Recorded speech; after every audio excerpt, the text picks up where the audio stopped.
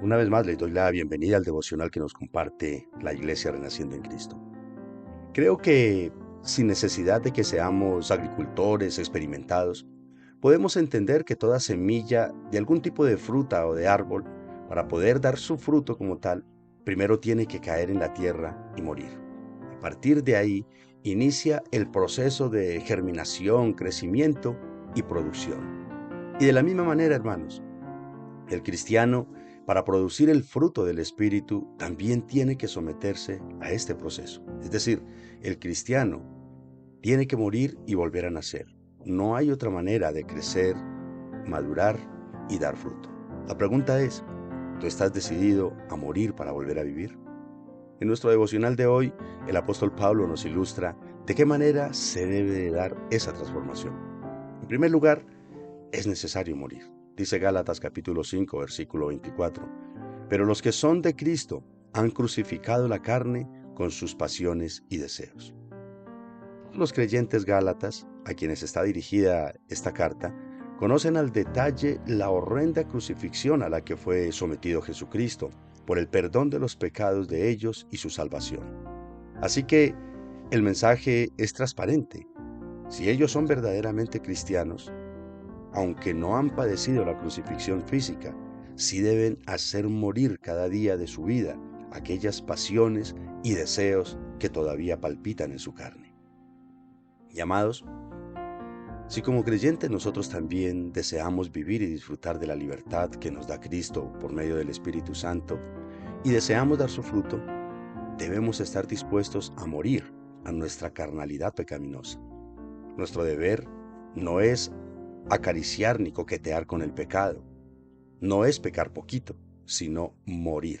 Es decir, dejar de existir para esas pasiones pecaminosas. Dejar de existir para los deseos de licor o de droga. Dejar de existir para la lujuria y la tentación de fornicar. Dejar de existir para la codicia y el apego al dinero. Dejar de existir para la vanidad, etcétera, etcétera. Pero, ¿cómo se logra eso? ¿Cómo se lleva a cabo ese proceso? Pues con coherencia espiritual, dice el versículo 25. Si vivimos por el Espíritu, andemos también por el Espíritu. Para Pablo y el resto de la Escritura, no hay coherencia en decir que el Espíritu mora en el creyente, pero el creyente no obra según el Espíritu. Es como si Pablo dijera, si ustedes dicen y creen que el Espíritu está en ustedes y que Él es la fuente de su vida espiritual, pues permítanle también al Espíritu dirigir sus vidas, que sus pensamientos y acciones estén enfocadas en Él y lo que Él desea, para que progresen y avancen realmente hacia la santificación en el Señor. De modo, mis estimados oyentes, que la manera de destruir o debilitar el poder negativo del pecado en nuestras vidas es siendo coherentes entre lo que decimos y creemos frente a lo que hacemos y cómo vivimos.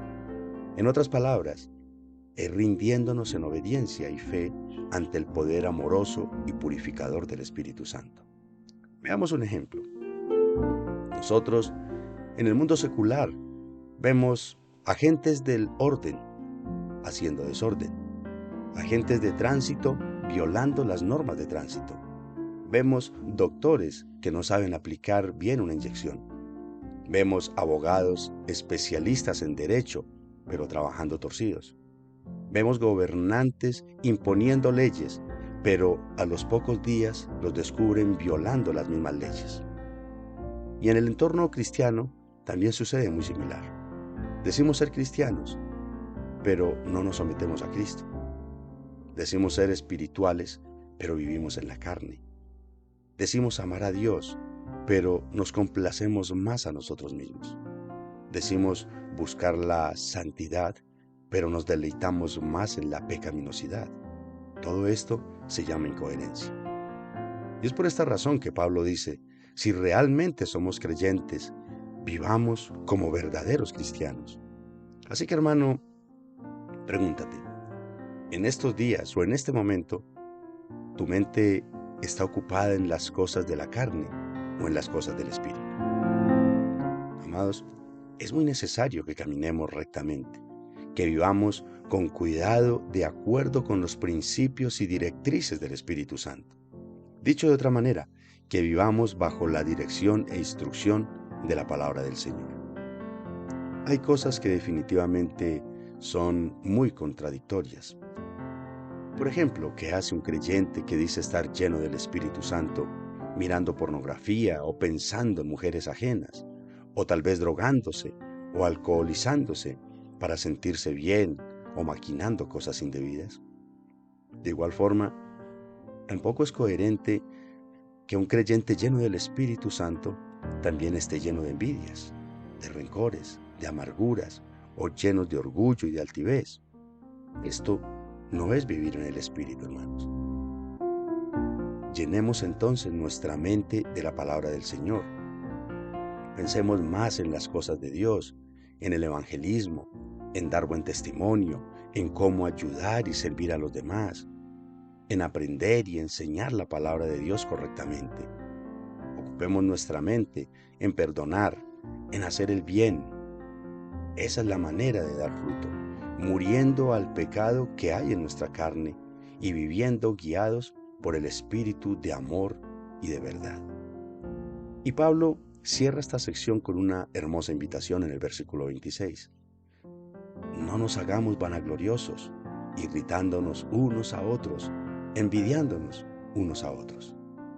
El apóstol y su verdadera doctrina están siendo atacados de manera muy malintencionada por los falsos maestros y posiblemente por algunos miembros de la misma iglesia. Así que se dirige tanto a los que lo atacan como a los que lo defienden, para que, venciendo su carnalidad y dejándose guiar por el Espíritu, no se dejen llevar por el orgullo y la arrogancia que puede terminar en odios y envidias unos a otros.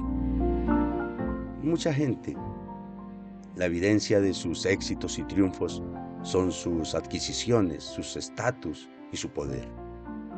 Pero para un siervo de Jesucristo, definitivamente la evidencia de que ha triunfado es su vida transformada y su mente renovada. Es conquistarse a sí mismo, es vencer su propia carnalidad pecaminosa. Esa es la verdadera victoria del cristiano. De esta manera podemos entonces decir que el cristiano, para poder vivir su vida de fe y arrepentimiento y en santidad y dar fruto, necesariamente debe morir a sí mismo. Meditemos en esto, hermanos, y agradezcámosle a nuestro Padre Celestial. Dios admirable y soberano, que guardas y bendices nuestro levantar y nuestro acostar, nuestro salir y nuestro entrar. En el nombre de Jesús te damos infinitas gracias por cada nuevo día de vida que nos permites vivir bajo tu amparo. Señor, perdónanos porque muchas veces nos aferramos a este mundo y consciente o inconscientemente nos negamos a morir para volver a vivir la vida que tú nos das. Socórrenos y fortalécenos, Señor, para dar pasos de fe, de obediencia, sacrificando nuestra carne y viviendo en el Espíritu.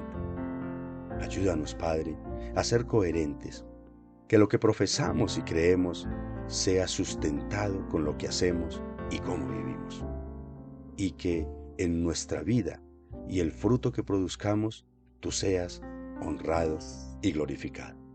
Te lo pedimos, Señor, en el nombre de Jesús. Amén y amén. Permíteme cerrar con las siguientes reflexiones. ¿Qué tan real es tu convicción de morir a ti para vivir la vida de Cristo? ¿Tú crees que hay algunas áreas en las que aún debes de morir? ¿Y qué piensas entonces hacer al respecto ahora que estás tomando conciencia de la necesidad, de la realidad de morir para vivir en Cristo Jesús? Medita en esta palabra que el Señor nos ha concedido esta mañana y que tu vida sea todos los días transformada, un día a la vez, una acción a la vez, y que Cristo Jesús sea siempre glorificado a través de ti y de todo su pueblo. Dios te bendiga, hermano. Comparte este mensaje y que la gracia del Señor Jesucristo sea ampliamente abundante sobre ti y sobre toda tu familia, en cada aspecto de tu existencia, en tu trabajo, en tu salud, en tus finanzas, en todo lo que haces, pero sobre todo en tu vida espiritual. Dios te bendiga, hermano. Te espero mañana.